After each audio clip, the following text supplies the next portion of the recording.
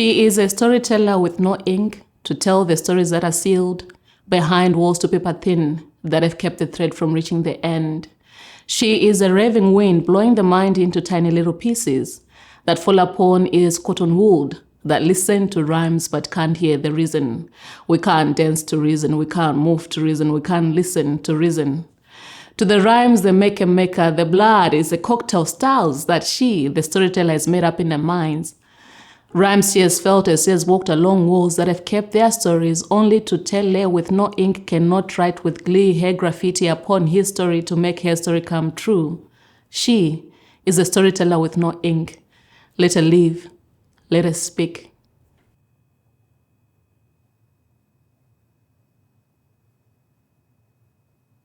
My name is Zaza MUCHEMWA. I come from Zimbabwe. I'm a poet, playwright, dramatic arts practitioner, and an arts manager.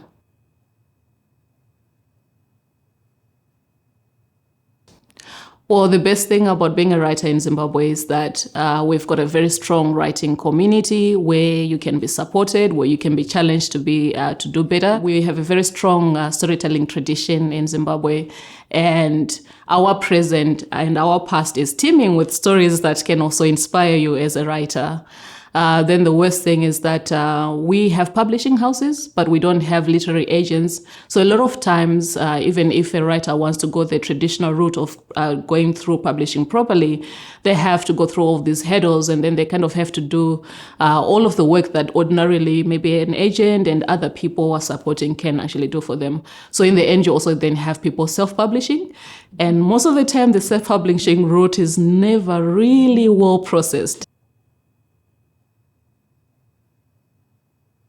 Love to say a lot of things about Zimbabwe's in terms of how the best thing about it, but I think for me it's the people. The people are literate, they are warm-hearted, friendly, kind, and very resilient people. I think the people are our really greatest whatever gift or secret.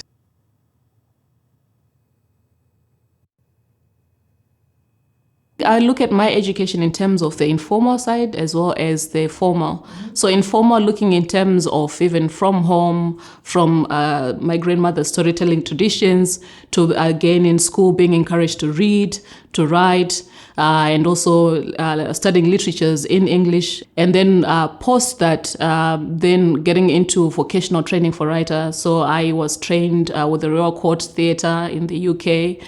I did a 3-year playwriting intensive with them. I also did a writing workshop with Ikapa Trust, led by Tsitsi Dangaremba, learning how to write short stories, but also even dealing with stories that are based on reality, stories that are based on people's traumas and people who have survived political violence. And then I've also taken part in writing workshops with the Contemporary End magazine, which is really a magazine that spotlights and really shares work in terms of what the artistic scene, visual art scene in Africa is like. So all of those spaces help shape me in the sense that I was always challenged to figure out what is my voice and what do I want to use that voice and what sort of issues do I want to platform in my writing. And also always just thinking in terms of how in the media, Africa is portrayed in a very singular way. And how can I, as a writer, even if I'm talking about the difficulties and the challenges that we face as Africans, how can I also make the story human to make actually a very more nuanced and well-processed portrayal of a people?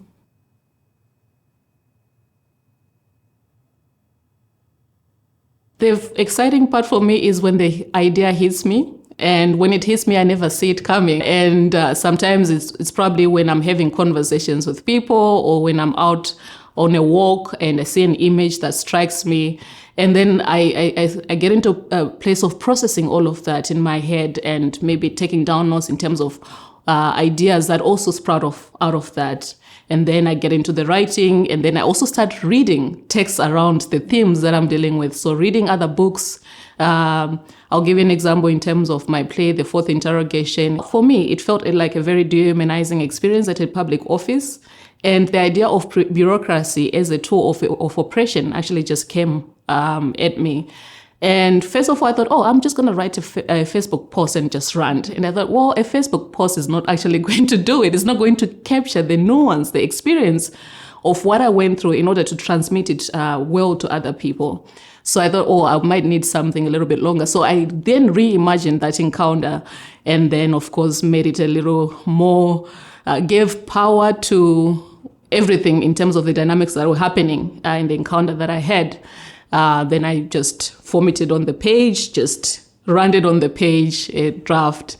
And then when I was now revising the play, I also now started reading texts that also dealt with issues to do with oppression, bureaucracy, and all of those things. So Franz Kafka's The Trial, The Castle, were some of the texts that I was in conversation with when I was writing the play, as well as even Yvonne Vera's Nehanda and the Stone Virgins, because again, it's for me, Yvonne Vera is a really great writer in terms of capturing the delicate space that women occupy in Zimbabwe. Of course, hers are set in pre and post, immediately post-colonial Zimbabwe, and mostly set in Bulawayo, a context that is not very close to mine, but it also paints a picture in terms of my own experiences and also the experiences of other women. So so reading texts that speak to the themes that I'm dealing with in the play, and that also kind of gives me room to have conversations with these texts together with my play. The non-fat part is that now with the revision, still now trying to then streamline ideas. I'm a person who gets excited about ideas, and the ideas don't stop coming. So trying to find a place where I then have to shut them off it gets to be a little bit difficult. Again, like I was saying, in terms of reading around the themes that I deal with, sometimes I get lost in it. So then trying to find myself back into the space is a little difficult. But having stability at home in terms of consistency about the physical environment around me helps. But when you are operating in a country where power goes randomly, you don't have that stability. You end up having to be like, oh, I have power today, so I'm just going to write, even if right now I'm still processing the writing because I don't know when next I'm going to have power.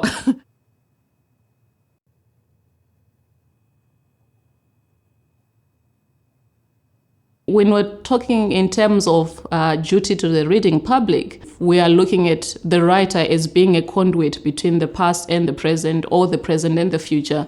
Then I think the duty of the writer is to tell stories that are not just representative, but that fully explore the complexities of human nature, so that we can also, within these texts, figure out what it means to be human, and also kind of learn from our past, or even just see possibilities that exist in terms of creating better futures.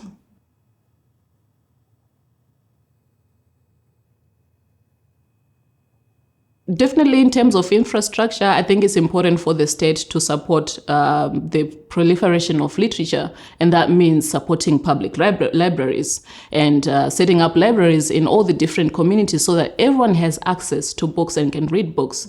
That also means supporting writing residencies, festivals, so that writers also get to have a space where they can dream, where they can also explore, where they can have conversations with people that are not necessarily from the same community or from the same context as they are. And in Zimbabwe, we actually have a curriculum development unit that actually recommends books that are taught in schools in terms of books from Zimbabwe, from Africa, and from other parts of the world, the US and the UK. But oftentimes, the decisions in terms of the kind of text that is actually then put on the list ends up being political.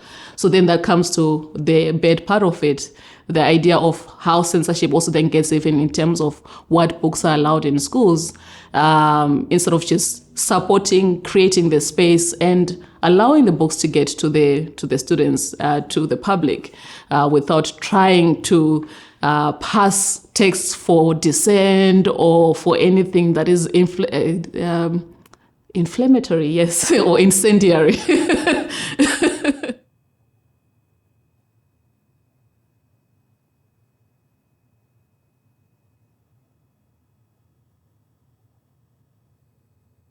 one of the texts actually, in terms of forming myself as a writer, is actually Nervous Conditions by Tsitsidanga Ngarembwa. And again, just looking at how she dealt with patriarchy and the place of the girl child and as well as Black identity in post-colonial Zimbabwe. The conditions for me, just exploring that, was really powerful and moving. And it's a text that I don't read every year, but every now and again I come back to read it. The other one is 100 Years of Solitude by Gabriel Garcia Marquez. And I read this text every year. I try to make sure before the year is out, I read the text. And what I love about it is Gabriel Garcia Marquez's writing style is really flawless to me, and the use of magical realism. This is something that also comes back to my traditions in terms of storytelling and how we use realism, magical realism as well in telling stories. But again, looking at how he tells a story across generations of one family and how they keep on making the same mistakes and how they are harmed by these mistakes that are often self-inflicted. For me, it's really incredible. And I'm not just looking at it in terms of dealing with the family, but again, in terms of nations and how sometimes we don't learn from our history. We keep repeating the same mistakes. And I always want to understand why. Why is it that we keep repeating the same mistakes? Why is it we don't learn from history in terms of how certain actions that we do end up taking away freedoms from individuals, from all of us, or sometimes some of the policies that we put in place end up marginalizing parts of our communities? Because it's a very layered piece of writing. Of course, it's specific to Colombia, but there's so many things that can actually be translated across different countries in the world.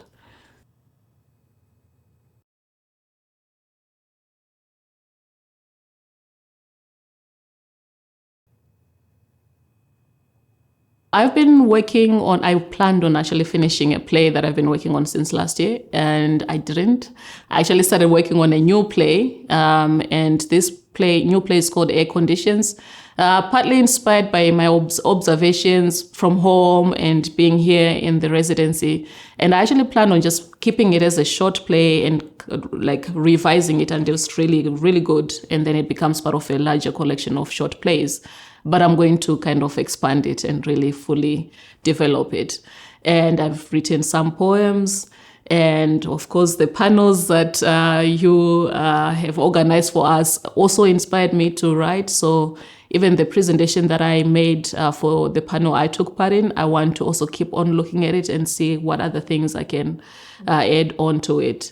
As well as another presentation I did for the ICFRC. I'm also going to revise it for publishing. So I'm surprised that I managed to do all this writing, because I've been really taking part in all the activities and dancing out late into the night.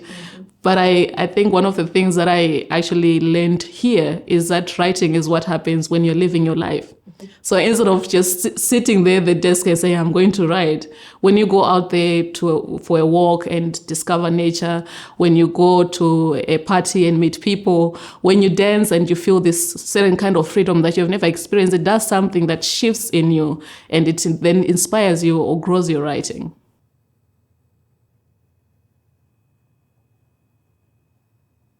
The surprising thing that I discovered in the US is that before I came to the US, because this is my first time here, I've always thought of the US as a place that is oversaturated in terms of